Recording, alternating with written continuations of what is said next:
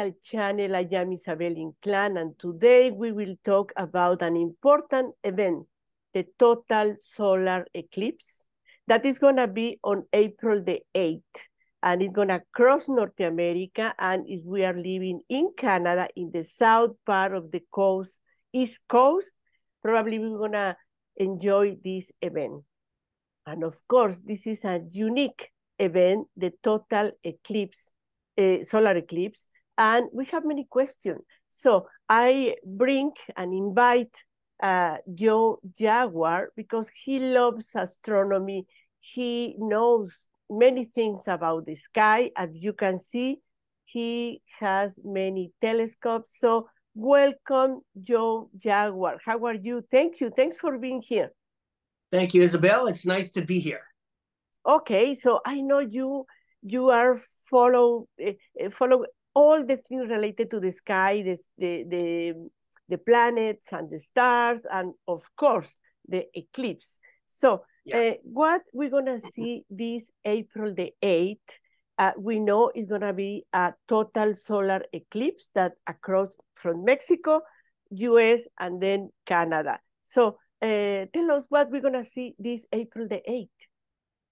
Yeah, so it is worldwide news, or more like North American news. And the reason why it's so popular, and so much talk about it, is because the last time we've had this in the Toronto area, it was in 1993. Now, unfortunately, I did not see that one because that was the first year that I got into this hobby, and I didn't have any solar glasses or protection, so I couldn't look. Last year, we did have, in October 2023, we had a partial solar eclipse, but most people probably did not hear about that one because the partial solar eclipses is not as popular as a total. What's unique about the total is that the sun gets eclipsed, or the moon, it goes in front of the sun, and you get the total becomes totally different than a partial. The partial is nice, but with the total solar, it will block 99% or 100%. And what will happen will be a corona. So it'll kind of be like a halo that extends many inches. Well, it looks like inches to us, but in reality is millions of kilometers past the sun. And you get these big streaks. So that's what's unique when you get to the 100% total. You will see it's called the corona.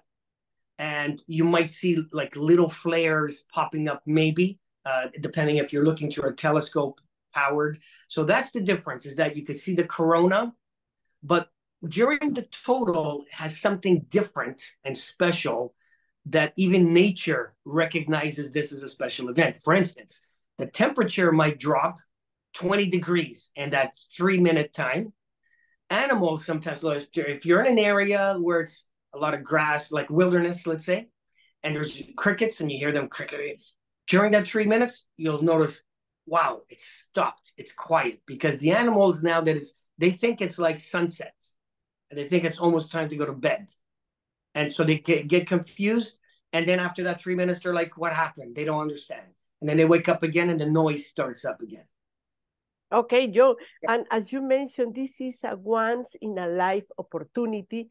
And of course, we remember the partial eclipse that you mentioned, and it's not the same because we cannot notice. If we don't know, we walk and we don't notice unless we have a special glasses, like I remember the 2017 at Ontario Place with the, of course, good glasses, solar glasses. We were able to watch this important event. So it happened, some astronomers said, the total eclipse, it happened like maybe around 300 years. Okay, so I know what you're talking about. So let's say, for instance, in our area, the Toronto, the GTA, we haven't seen one since 1993 for a total eclipse. We're having it in another week's time, a week and a half. And then the next one is going to be around 2045, 46 in the Toronto area. So you're looking at about every 20 to 25 years, roughly. I don't know. I hope I'm around on the next one, but you never know, depending on your age. Now, I think what they're talking about, like on average around the world, we could get about 3 or 4 total solar eclipses somewhere on Earth, but in your location might be very rare. You know what I mean? But I think what they're talking about, the 300-year mark, is that have you ever heard of something like a blue moon, where like sometimes there's a blue moon, which means it's a special type of full moon. Mm-hmm. So sometimes the moon is a little closer to the sun or a little bit further from us, where it casts a bigger shadow. So sometimes we're like a lunar eclipse, the moon looks even bigger than normal. So this is what's happening, where the sun now is going to be a little longer, 3 minutes. So I believe the 2017 that you looked at, wherever the total was, because it wasn't total here when you looked. Yeah, just partial. But wherever the total was in those cities and that country, it was probably 2 minutes long from total blackout, right? Here, it's going to be just over 3 minutes. So we're getting 1 extra minute of full totality. So that's what they're talking about when they're talking about, 200 years or 300. So it's at a perfect position where like the moon could be a little further out than us, casting a larger shadow. And so it's going to be longer time for us.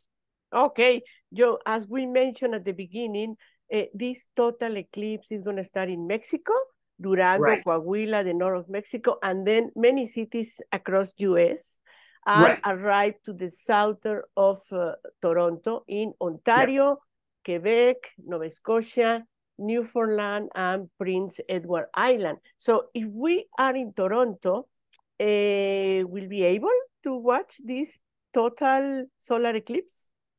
Yes and no.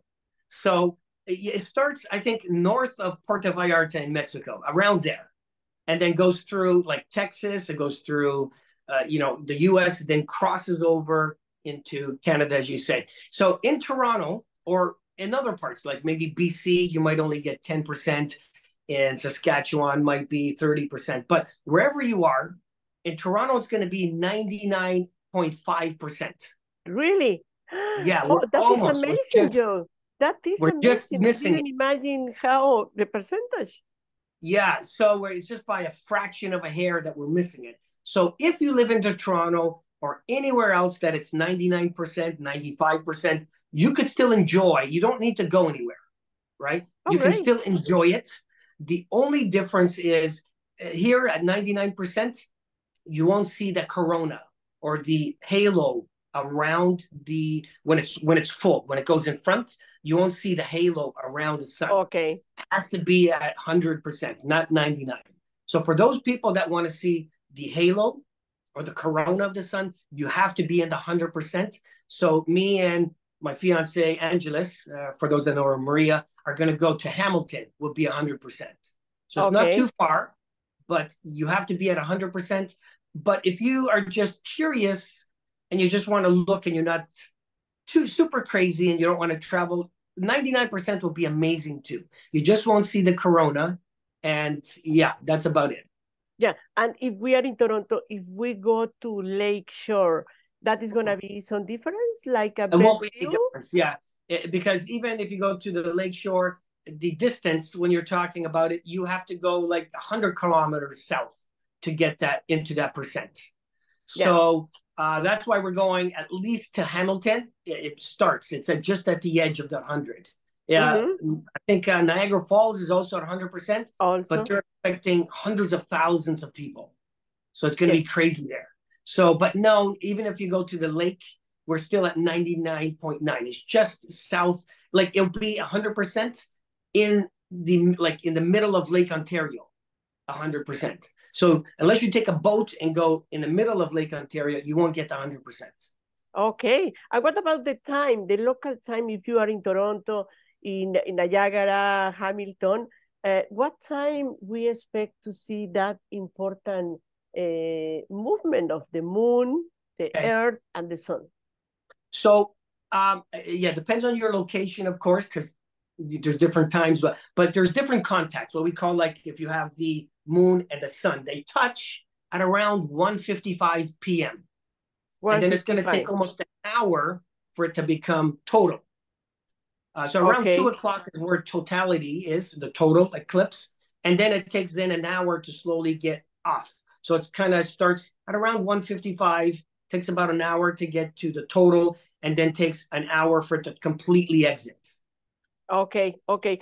Let's talk briefly about the how to protect ourselves, how to protect our eyes. I know it's better to have a safety standard sun eclipse glasses with the code is ISO 12312-2. So what can you recommend to the public to protect ourselves? Okay, so yeah, I would say never look at it if you don't have proper filters, or if you don't know, talk to somebody like me or other people that know. So I have solar glasses for sale if any of your viewers would like, and I use one of the best kind. It's called 1,000 Oaks, and they've been doing filters probably for at least 50 years or more. Now, here's the only thing about the Eclipse solar filters is that there are very cheap ones on the markets like Amazon and other ones that they probably sell for $1 to $3. Those are not 100% safe, even though they have that number on there. So what they're doing is like the proper ones, they block 1/1000th of the percent. You know what I mean? They only allow 1/1000th of 1% in. Those other ones might allow like half of that or more light. The problem is those cheap ones, or because a lot of them are stamping that number on there, but it doesn't mean they're real. You have to actually go on a website, the MAA website, where they have to be listed, their company name, to be approved. You understand? So anybody can stamp a name on the solar glasses because everybody's making them now. No name brands. So it doesn't matter about that number. But one way to tell is, if you have the glasses, shine the flashlight on it, and you should only be able to see the filament of your flashlight. If you see like a bigger circle, then it's letting in too much light. Those cheap sunglasses or solar glasses won't blind you one time. But if you keep using them at the next eclipse or anytime it's sunny, you can look at them. So if you keep using them daytime and keep looking at the sun it's going to gradually affect your eyes. So that's the difference, is that the cheap ones are letting a little bit too much light. It's not going to blind you like instantly, but over time, your eyesight is going to get worse. So there's no way to really tell unless you go on the American website and you look for the company name, and it has to be listed there. If it's not, they just stamp their name on these sunglasses that are selling them. Okay, as far as I know, the Toronto Public Library start giving the sun protection glasses for free since March the 28th, so that could be a good option. Another option is, as you mentioned, you sell. How much are your glasses? How can they contact you to get some glasses? So I have a YouTube channel. Obviously, I teach astronomy even from people in, the big cities like Toronto and Vancouver, Detroit, all the big cities. You could still do astronomy, which is an amazing hobby because you're looking at nature. And I know you don't have to be just a science guy like me. You could be even a religious person. If you like nature of any kind, you can enjoy this because that's what it is. It's nature. So I have a YouTube channel called Joe Jaguar City Smartphone Astronomy. So I encourage people, even in the cities or in the countries, to enjoy this hobby, this nature. And you can get solar glasses off me. Mine are 100% authentic. They are $8 each. And I do have limited quantity.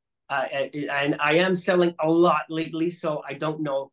I would encourage, if you want some, you could either if you know Isabella, you can contact her or look at my channel and get them soon, because most likely most places are going to be sold out, and you don't want to get some of those cheaper ones just because your eyesight is too important to take a chance. Okay, so the best way to contact you for some protection, special glasses for this eclipse is go to your channel and follow from there. Yeah, if they go into, there should be something called information, like info about my channel, and then I'll have my email there. Okay. Okay. And as for that, and you are okay, this is a good way, a good option. So finally, Joe, how are you preparing for this special total solar eclipse for April the 8th? Well, I hope I'm ready because it's hard to prepare everything that you need, but I'm taking a 4-inch refracting telescope with a filter on the front. So actually, for any of your viewers out there, just remember, you cannot, those solar glasses, you cannot use them with your binoculars or anything like that. Those are made for your eyes only, not through an instrument. Those are a different kind of solar filter. But if you do have binoculars and you plan on buying film, it has to go on the front. It can never go where the eyepiece is or on the back of a binocular. It has to be on the front. On the back, you could go blind pretty instant. Okay, so I'm taking a 4-inch telescope, a tripod. I'm going to be recording on my cell phone, and then I'll be posting pictures and video on my Facebook group and my YouTube channel as well. Okay, now you mentioned the cellular. How safety if I want to do it and record something from my cellular is no good? No good idea.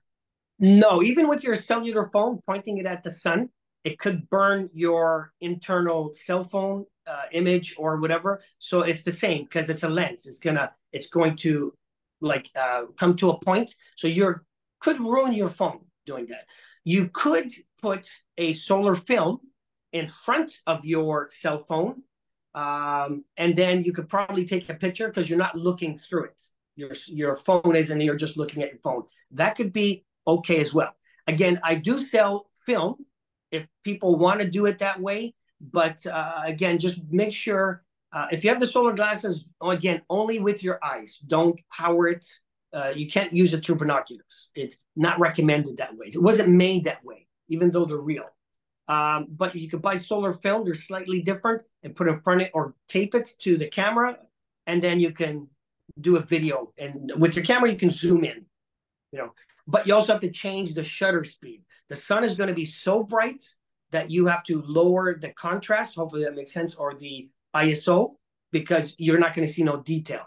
Or on my phone, I touch the screen and it has a little sun, and then I can lower the brightness or raise the brightness on my iPhone. Yours might be different. So you have to lower it, and then you will see sunspots. With the solar glasses, because the image is going to be small, the sun is going to be small, so I'm not sure you're going to see any sunspots. Yeah, but the best probably, because we were talking about 3 minutes. So probably the best is try just to enjoy that part of the sky, the unique moment for 3 minutes. Wear the sunglasses, the special eclipse glasses, all the time, and just enjoy, because for sure we're gonna see many, many pictures that in your case you can share with us. So but it's better I would recommend I would recommend with that 3 minutes, do a little bit of everything. For instance, look at the sun. You got the glasses, take them off, look at the nature around you or environment. And see how it got dark, because it at 30% or 50%, it's hard to tell the darkness until it becomes like 60 and on 70. Then you start to notice, it's starting to get a little darker. And then you'll notice it at 90%, like, wow, it almost feels like sunset, And so look around your environment, see how maybe animals, if there's any birds or any chirping, see how they react, and enjoy, So there's lots of time to do different things. Okay, and finally, Joe, what about the weather? Do you know how it's going to be the weather in this area, Hamilton, Toronto, Niagara? We have a sunny day? It's hard to tell with weather. It can change a day before, it can change an hour before. So it's hard to say. We hope it's going to be clear. But even when I saw October 2023, the partial 30%, it was mostly cloudy, but in between the clouds, there was enough time that I got some pictures and video of that one. So even if it's partial cloudy, you can still see there's enough time, hopefully, between the clouds that you can still enjoy. Yeah, and I am checking the weather right now in Toronto for the next, I don't know if you can see it, but on Monday is sunny day, 1 degree to 14 degrees. Right. It looks partial cloudy. Yeah, partial. Yeah, but Sunday will be sunny. Sunny, so yes. Probably it affect until Monday, and we were able to see something, right? Yeah, exactly. We hope for the best, but it's Mother Nature. You just, I've learned in this hobby too that, the weather doesn't always cooperate. We've gone up north sometimes, and I've brought in a big telescope, and then it's cloudy the whole weekend. So you can't get upset at these things. It's nature. Next time you'll see it. But even if it's predicted to be cloudy or partial cloudy, still go out and try. You never know. You might even if you get 10 seconds, that might be a great 10 seconds. Okay. Who knows? Okay, Joe Jaguar, thank you so much for being here and sharing all your knowledge about the solar eclipse, about the sky, everything about the protection, of course. Thank you so much for sharing your knowledge with us. You're welcome. Thank you. Thank you. And thank you so much for being here, and see you in the next program, The Essential Channel. Thank you, and enjoy the total solar eclipse. Hey.